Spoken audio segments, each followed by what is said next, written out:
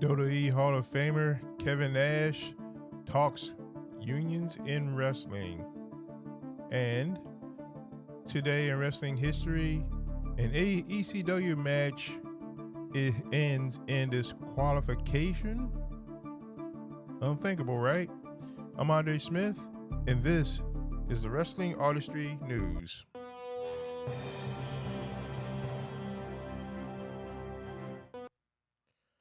All right, everyone, let's jump right into the main news topic here, and that is Kevin Nash speaks about unions in wrestling.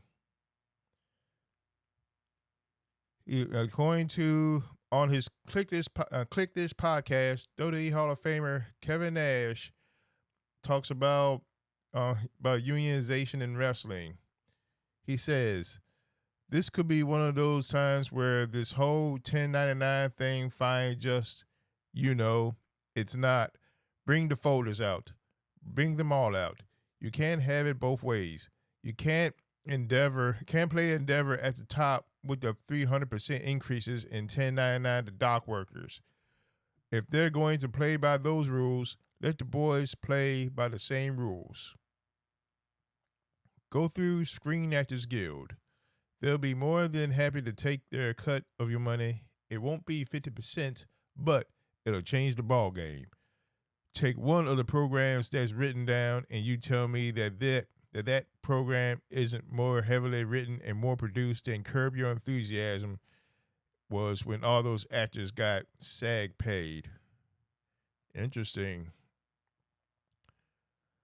It's crazy because the last time any talk of unionization in wrestling was brought up was way back in, I believe, 1986, when that famous story went around when Jesse the Body Ventura was talking to the boys about unionization, and during I believe it was some sort of court disposition, Vince McMahon was, I forgot what the case was now, but anyway, Jesse Ventura, he asked Vince straight up. He was like,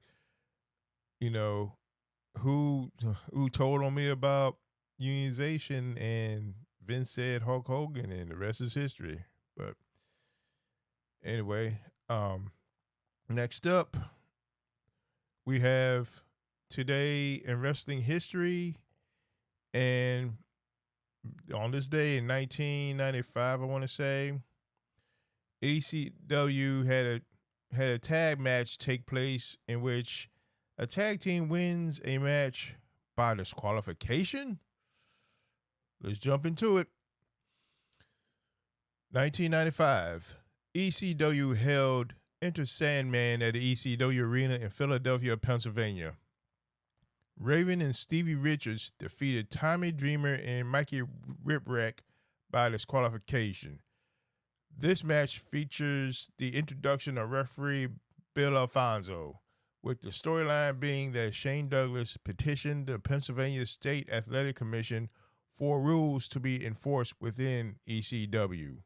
This is according to PW Insider. Alfonso DQ'd Dreamer for using a closed fist. This would kick off an entire summer of fans literally wanting to kill Alfonso for, quote, ruining the ECW party, end quote. Alfonso would go to work for ECW until it went out of business in January 2001. So that kicked off the era of Fonzie in ECW, one of the key figures in the federation at that time. And that is it for this edition of the Wrestling Artistry News. And until then, fans, so long for now.